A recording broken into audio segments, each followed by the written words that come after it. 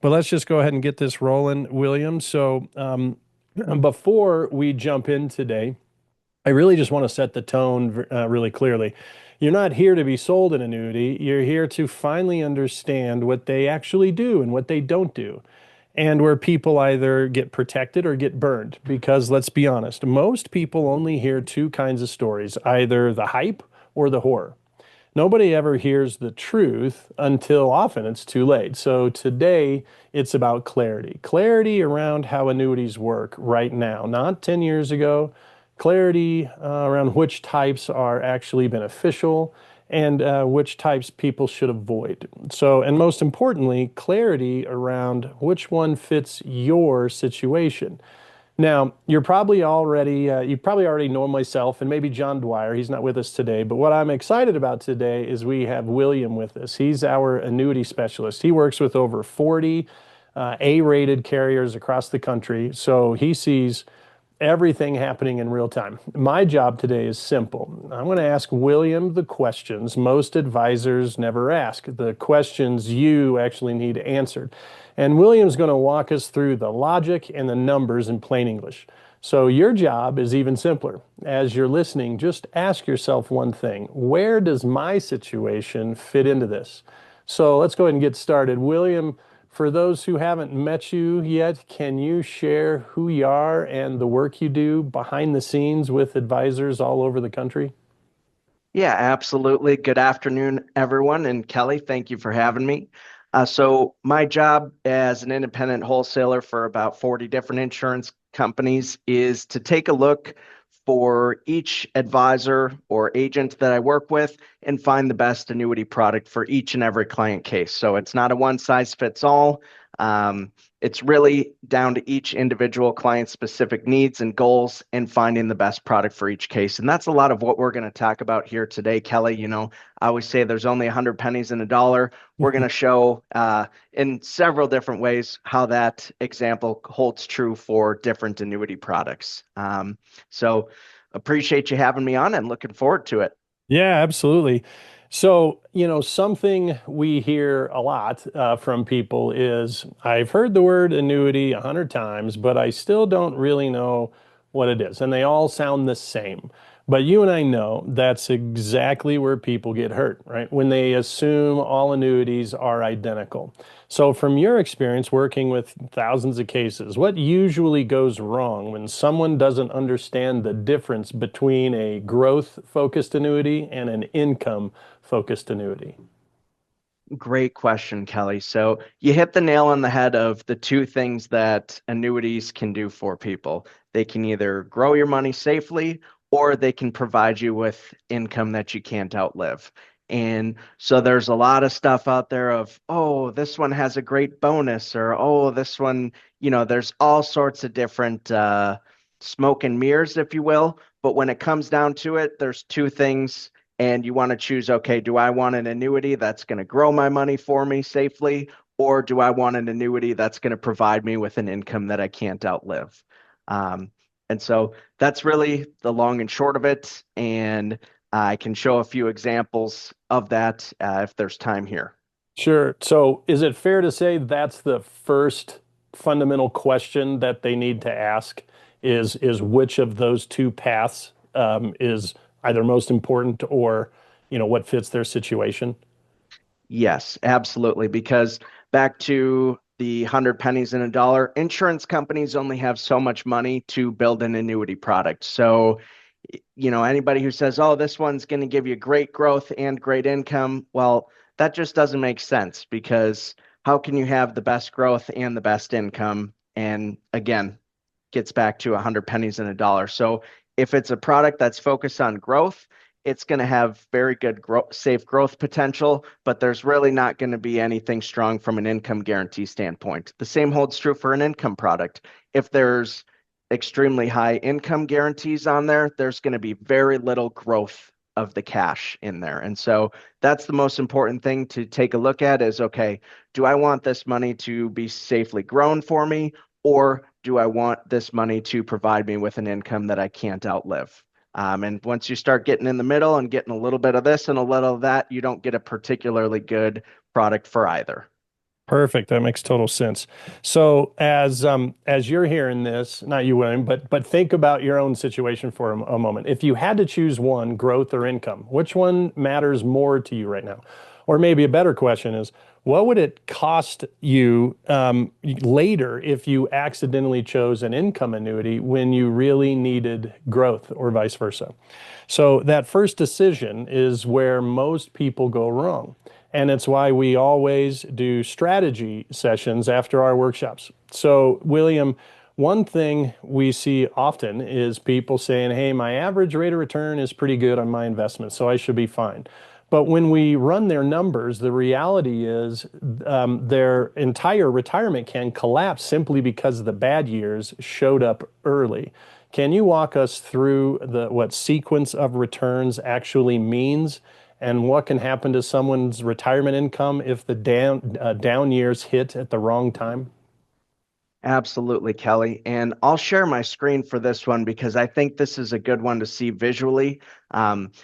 People talk all the time about, oh, sequence or return risk, but when you can actually see it, I think it adds an element of being able to really understand what it means versus just some term that financial people throw out. Yeah. So I, let me I, I share my just I screen. just made you co-host. I forgot to do that, but you should have that option. Perfect. When it comes to sequence of returns, there's really two things to look at in the accumulation years and in the distribution years. So in the accumulation years, when you're growing your wealth, sequence of returns really does not matter. And we'll show you an example of that here. This is an up market, Mr. Green, and a down market, Mr. Brown. They're getting the same returns. The returns are just flipped. So you'll see in the first year here, Mr. Green is getting a 5% return. In the second year, a 28% return. And in the third year, a 22% return. And then down here at the bottom, Mr. Brown, he's getting that same 5, 28, and 22, but he's getting it at the end, the last 3 years instead of the first three. And then we'll see what Mr. Brown in the down market, his first 3 years are negative 25, negative 14, negative 10, versus with Mr. Green, those ones are at the bottom here, negative 25, negative 14, and negative 10. Now, the great thing about in the accumulation phase is that $1 million that you put in, no matter how the returns come in, if you end up averaging 6% over a 25-year period of time, you still end up with $4,288,197. So if Doesn't I matter could how the returns come in, it's just going to be the same as long as the returns have the same average. So if I could pause you there real quick. We talk in our Mhm. financial caffeine workshop about the climbing the mountain. The ascent is the accumulation. Staking your flag is at some point the retirement, using your assets for income. The descent is coming down the mountain, and that's distribution of income. So what you're showing here is the rate of return is irrelevant from the final number while you're accumulating. So if you, correct, right? If you swap, if you showed how all these are flipped around and opposite, their ending balance is still the same. So if both of these gentlemen, if this was their result with the same returns, but they were flipped, they both got to the top of the mountain with the same amount of money. But I believe what you're going to show us is the impact of it at distribution. It's completely different on the climb up as it is in the descent phase. Is that where I think you're headed? Yes, that's where Yeah. I'm headed. And so let me share what it looks like in the distribution phase. So again, we've got Mr. Green here on the left, who's starting in an up market, and Mr. Brown, who's starting in a down market. We see these same returns, positive 5, positive 28, positive 22 in the first 3 years, versus Mr. Brown gets those at the end. And then we'll see the negative returns starting out for Mr. Brown, negative 25, negative 14, negative 10, versus for Mr. Green, those are at the end. And so if Mr. Green and Mr. Brown have $1 million and they just staked their flag and now they're in the distribution phase where they're going to start taking out $50,000 a year from their $1 million portfolio, we'll see Mr. Green had good sequence of returns, as they call it, and he took out $50,000 every year. And by the time he was 90 years old, instead of having $1 million, he had $2,517,217, and he got $50,000 a year of income from his portfolio. But Mr. Brown, on the other hand, had poor sequence of returns, as it's referred to. and he was taking his $50,000 out every year. Instead of having a bunch of money here at the end, he ran out of money here between age 82 and age 83. So his $1 million portfolio was gone by the time he was 83 years old, and he could no longer take those $50,000 annual withdrawals because he didn't have any money left. So that is what is important about sequence of returns is when you're in the distribution phase, there's if you start in an up market where you have good returns in the first few years, really not going to matter. But if you're like Mr. Brown and you start in a down market, that's where poor sequence of returns can really affect your retirement.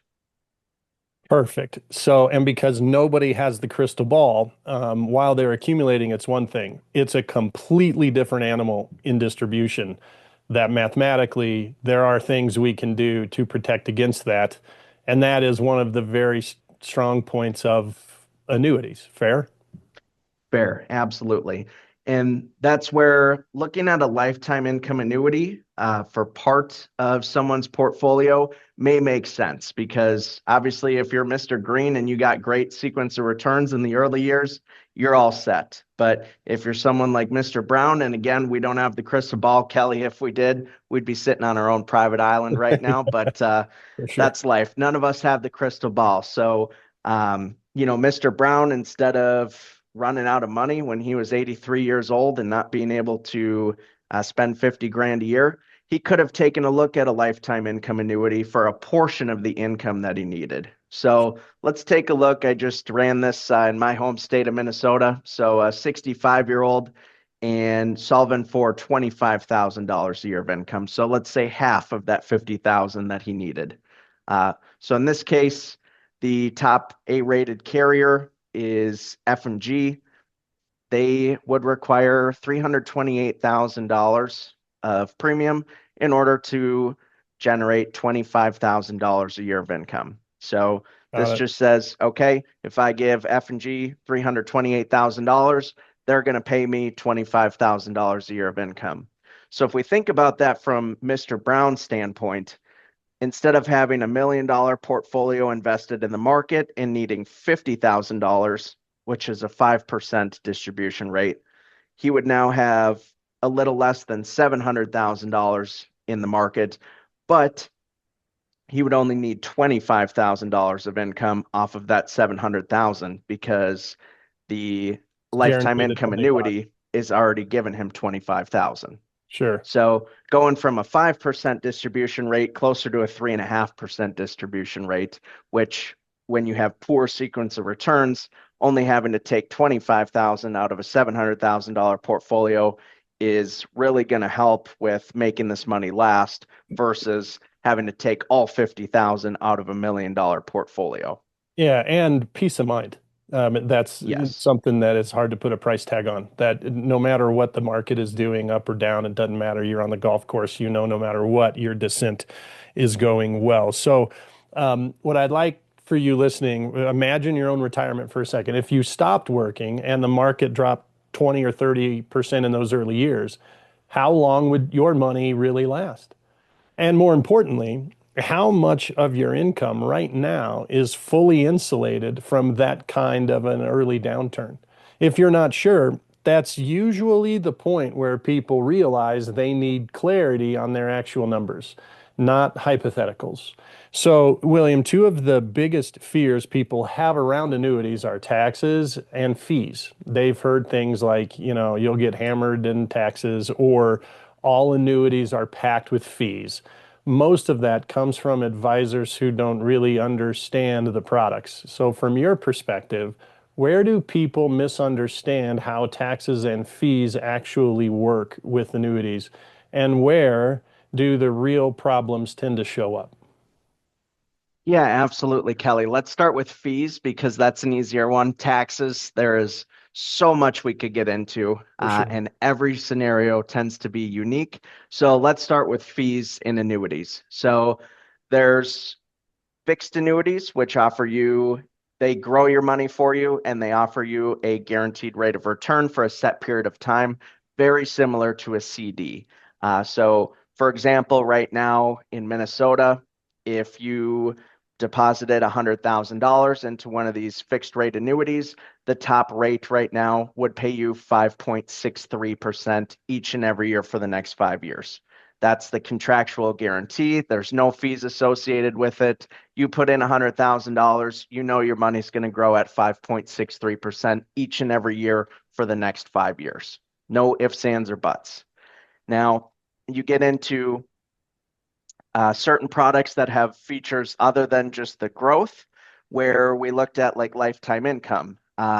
There is usually going to be a fee on those types of products to provide you with an income that you can't outlive. So, for example, the 65-year-old who's generating $25,000 a year of income from their lifetime income annuity, usually a lifetime income rider fee is going to be right around 1% per year.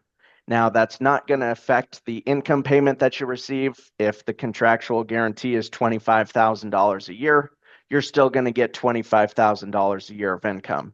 That fee is going to get charged off of your cash account. So your cash isn't going to last quite as long as it would if there was not a 1% fee. But what you get in return for that is once your cash account goes to $0, so you put 300,000 rough numbers into the annuity, you're getting $25,000 a year of income. After you've taken out your $300,000 of your initial deposit in the form of income payments every year, that lifetime income rider guarantees that you're still going to receive that $25,000 income payment each and every year for as long as you live, even after your cash value has run out. So for a lot of people, they say, okay, I'm okay paying that 1% fee to know that after that 300,000 I put in has been paid out in income, I still keep getting that $25,000 income payment every year. And that's again where it comes down to the very first point of knowing what track you want to go down, right? So, Yes. not having fees on the growth related ones, and then if there is this isn't a growth focus, but it's income focused, well, the insurance company's taking a risk that you do live to 100 years old.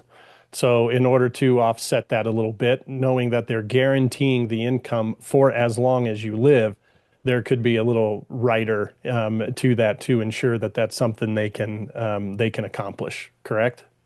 Correct. So Yes. it's a trade-off. Again, it is what it is. If we want to maximize the income and ensure no sequence of returns will ever mess with us, and we have the income that we can draw from it for the rest of our life, knowing we'll never be poor, we can always cover our bills and our expenses. Awesome. And if the insurance company charges a little fee for it, so be it. It affects us only from a standpoint as we get the income for the rest of our life. Now, that begs then the question, so what if they're on an income lifetime thing and they unfortunately check out at like age 73? So they're young, they didn't live to 100. Does the income type of annuity, does that impact the beneficiaries at all? Like, do they walk away from, do the beneficiaries get anything left over? Great question, Kelly. So most of the annuities will offer what's simply called a cash refund. So if the client puts $100,000 in, they know that in one way, shape, or form, they're going to get $100,000 out of it in the form of income payments and or a lump sum death benefit to beneficiaries. So let's just use somebody who's 70 years old as an example. They put in $100,000. They're getting $8,000 a year of income. They got that at age 70, 71, 72. So that's $24,000.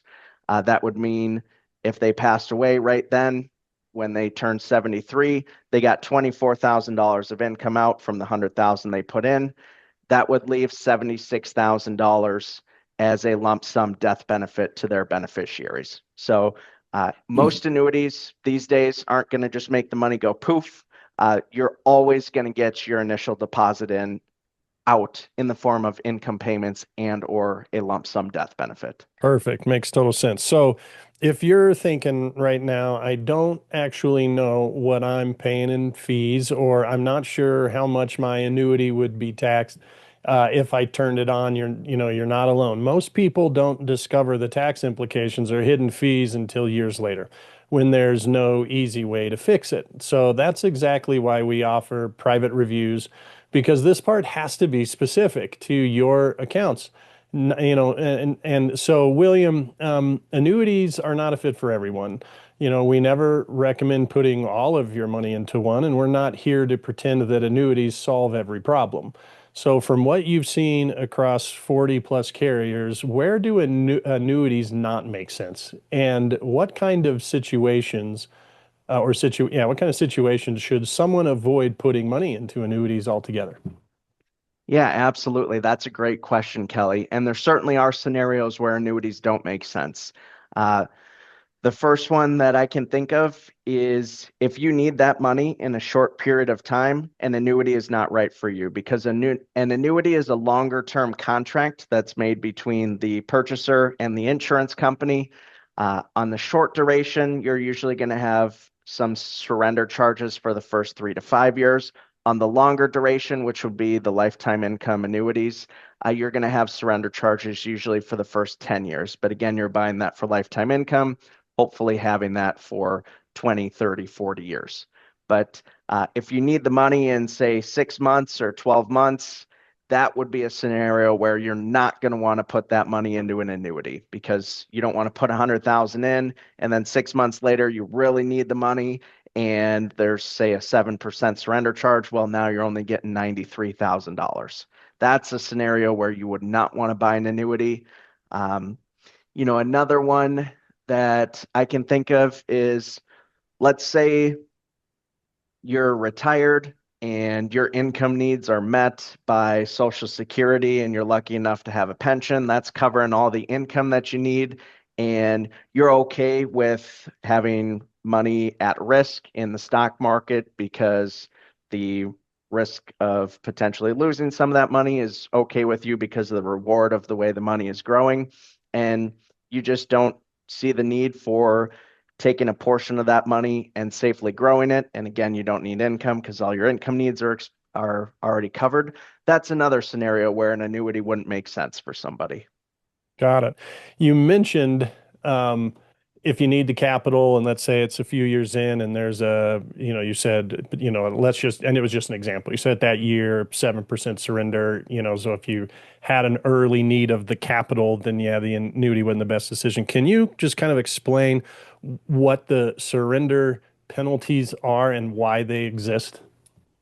Absolutely. That's another great question. So when insurance companies are building annuity products, they are buying mainly long-term bonds that are backing those products for the particular duration. So let's take a 5-year fixed annuity for an example. So the insurance company is pricing in that rate I said earlier, 5.63% each and every year for the next 5 years.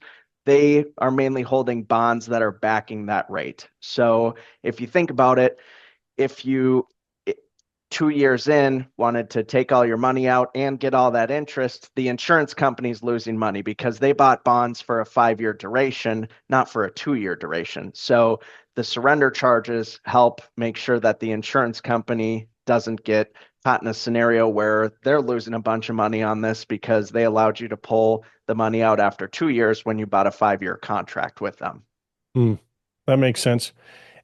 So yeah, that way it just allows them also to fulfill their promise, right? I mean, ultimately that's what we want if we're choosing the annuity. We either want the promise of growth without having to ride the roller coaster, or we want the promise of the income without having to concern ourselves with the sequence of returns or outliving it, right? So there's a little ask that they give, which is to honor that, to ensure that they don't go, under because everybody's coming in and out and in and out and in and out based upon how they fund these things. They've got to apply. Isn't it normally just a 10-year period and it's a declining scale? Yes. Yep. On most of the lifetime income products, it's going to be a 10-year period where there's surrender charges. It's going to be a declining scale. I mean, simple numbers, it's going to be, 10 in the first year, 9 in the second year, 8 and 8 in the third year, so on and so forth. But yes, usually that's what the schedule is going to be for an income product is a 10-year surrender schedule. All right, perfect. So if you're listening and thinking, I might actually need this money in the next year or two, or I've already got all the guaranteed income I need, then an annuity, might not be the best fit, and that's all right, right? One reason people trust us is because, we're honest when something isn't appropriate. So that's the entire point of the strategy session to determine what fits and what doesn't. So, William, we should show a real example because this is where people often get the biggest aha moment, right? Mhm. You reviewed a case recently where the client thought she was in a great annuity. Her income value looked huge, but once you ran the number, the reality was very different. Can you walk us through that case and explain what changed when you compared her existing annuity to what's available in today's interest environment? Yeah, absolutely. And I'm just pulling this up on my screen here. Let me share my screen with everybody because this is another one where I think it's helpful to visually see. And then I can kind of walk through uh, the analysis that I put together for this one. So Can this you can was you zoom in? Oh, there you go. Thanks. I was going to say zoom in on that. Yep, perfect. Yes. So this was a statement that one of the advisors that I work with had sent to me. And I mean, at first glance, Kelly, you look at this and their accumulation value, which is a different term for their cash value, was just over $700,000, and their income value was almost $900,000. You think, okay, there's a $200,000 difference between their income account and their cash account. There's no way that it would make sense to replace this. But when we looked into it a little bit further, it was interesting to take a look at the existing product versus the open market because interest rates had risen so significantly. Which, when it comes down to it, like I said earlier, a lot of what insurance companies are using for backing their products is purchasing bonds. Again, a bond that's yielding 2% versus a bond that's yielding 5%. Of course, when you're getting 5%, you're going to have a lot more money to build product. Well, when this product was purchased, interest rates were a lot lower. So there was a lot less money for insurance companies to build product versus what we're looking at today in the rate environment that we're in, where rates are significantly higher than they were roughly a decade ago. So what we took a look at is, okay, well, if we move this cash value over to a new annuity, let's take a look at the open market and just see if there's an opportunity to get this client more income. Oops, and this is, there we go.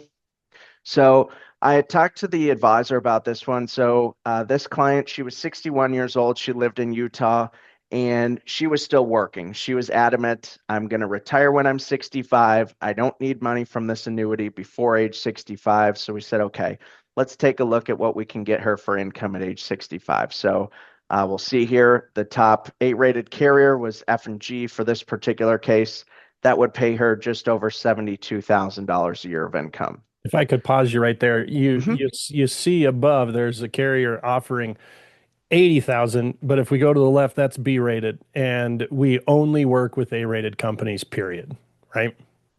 Yes. All right. Yep. So just one of those scenarios where if this is something that you're going to purchase it and have it for 20, 30, maybe even 40 years, we're usually recommending A-rated insurance companies. Perfect. Okay, so back to your numbers. So 72, 421. Yes. So taking a look, and let me zoom in here a little bit. Um, so taking a look at her existing annuity with income starting at age 65. This one, again, rates were lower. It wasn't going to produce nearly as much income as the F&G annuity would, even though that income value was almost $900,000. Mhm. So, in this case, would she want $47,000 of income a year starting with the ability to increase, or would she want $72,000 a year of income that's going to be static? Um, in this case, that's an extra $25,000 a year that F&G is offering.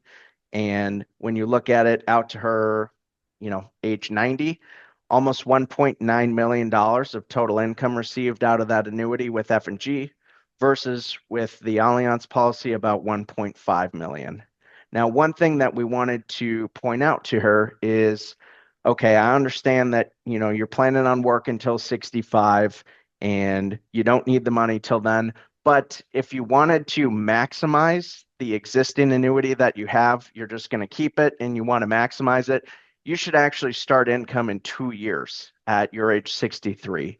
Now, the reason for that, Kelly, is, and I think this is overlooked often by people, a lot of the older annuities, instead of the payout going up each and every year, those payouts are banded every 5 years or every 10 years. So the net payout factor for ages 60 through age 69 with this particular product was the same. It was 5%. So whether you're 60 years old or you're 69 years old, that payout factor is 5%. The only thing that could change is what that's multiplying off of. So in this case, we did give the income value some growth every year. Again, the rates were quite low on this particular policy. So I think the fixed rate was 1.2%. And this one did get 150% multiplier to the income account. So we were showing that growing at 1.8% each year. But again, really all she's given up is 2 years worth of income payments. So roughly $90,000 to start income at 65. Her total cash flow, if she started at 63, was 1.65 million versus waiting till 65 was about 1.56 million.